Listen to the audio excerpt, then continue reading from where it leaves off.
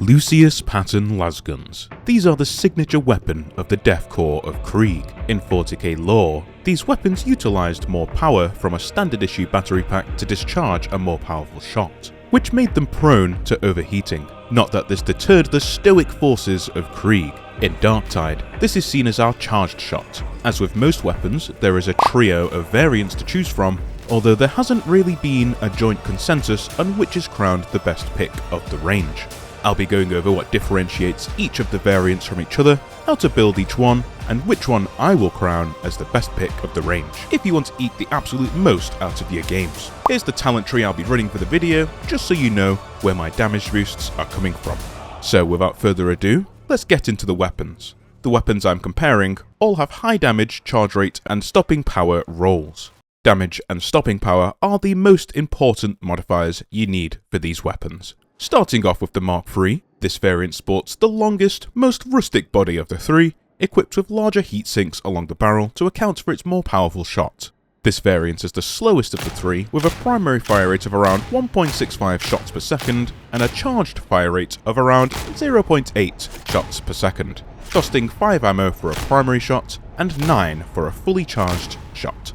The Mark I is the variant sitting in the middle ground of the three. It has a shorter body than the Mark III, comprising of less quality materials and a smaller heatsink. It has a fire rate faster than that of the Mark III, at a primary fire rate of 2.9 shots per second, and a charged fire rate of around 1.06 shots per second, making the charged fire shoot marginally faster than 1 shot per second.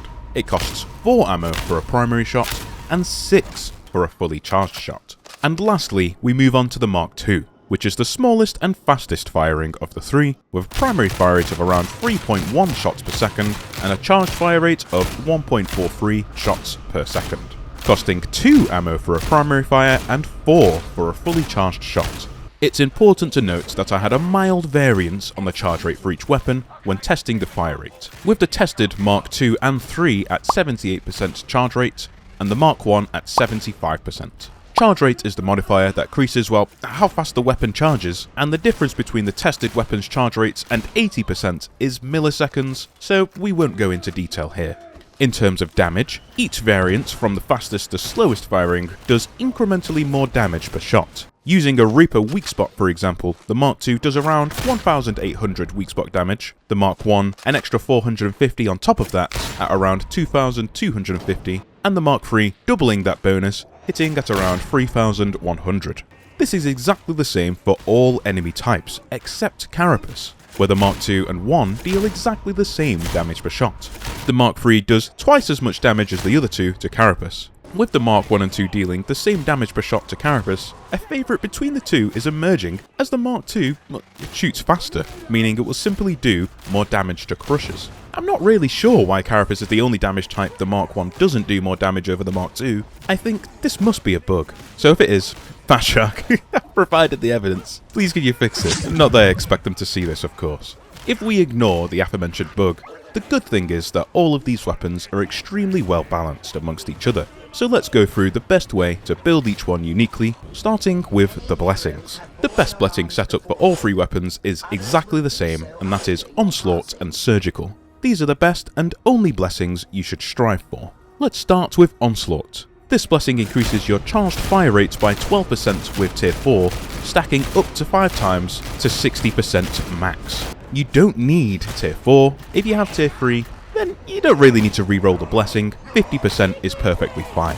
This blessing is going to boost our DPS output massively by allowing us to chain shots much faster. You can stack the blessing with primary fire if you wish to, but it's usually just fine to ADS and stack them up normally. The blessing we have to accompany this is Surgical. We will be spending almost all of our time with the weapon in ADS, which is aim down sights by the way, so Surgical will always be benefiting us. With the Mark III and I, it means you'll be shooting critical hits almost every time, which does wonders for our ammunition when combined with Shock Trooper. Of course, this also means you'll be delivering absolutely huge damage, as the crit modifiers on these weapons are absolutely glorious. With the Mark II, it's less of a benefit, but that will be improved when we look at the perks for each weapon. Although all weapons have the same damage profiles, they have completely different breakpoints we'll want to hit, and so we'll need completely different perks. With that in mind, let's check the best perk setups for each weapon. Starting off with the Mark III, the most valuable perks are Maniac and Carapace. These both carry a lot of valuable breakpoints.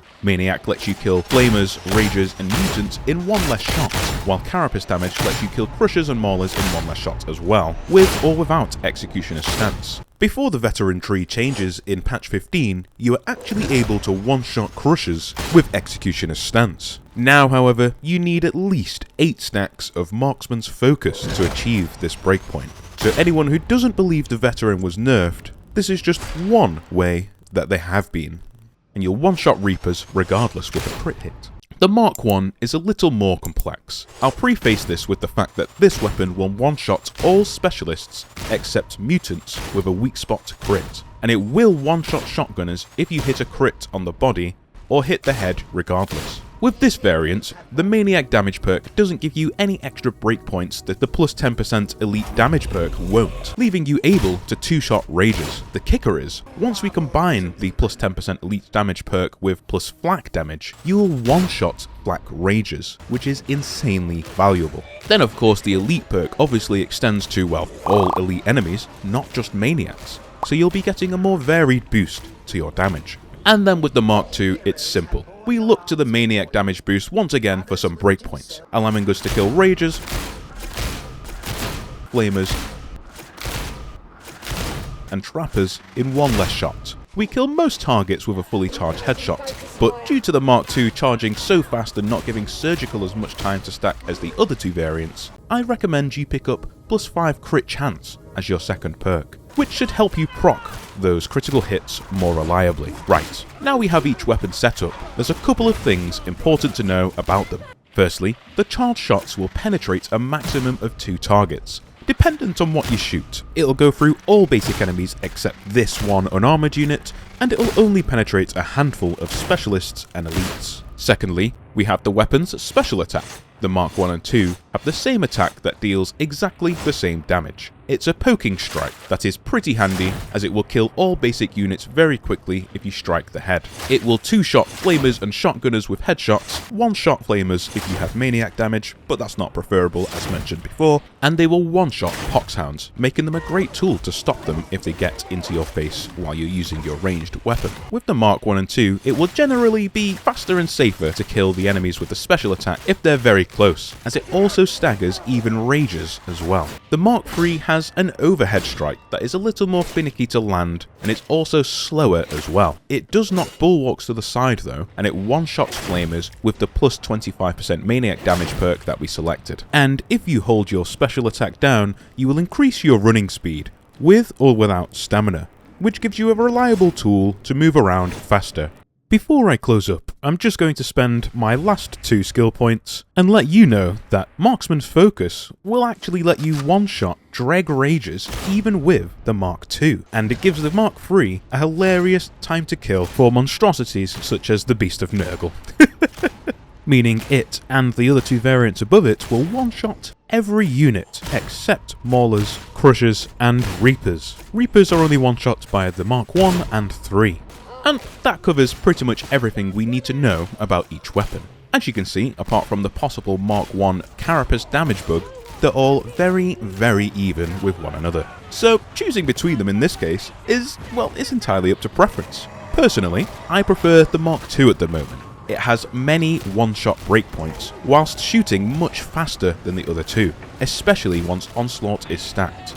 This makes it feel a much snappier and faster weapon to use that still lets you deliver extremely high damage. So yeah, the answer to the question in the title of the video, the best Helbore Lasgun is whichever one you enjoy the most. I hope you found this video useful, and now that you're full of Helbore knowledge, you can become the most feared Kriegsman in the Hive.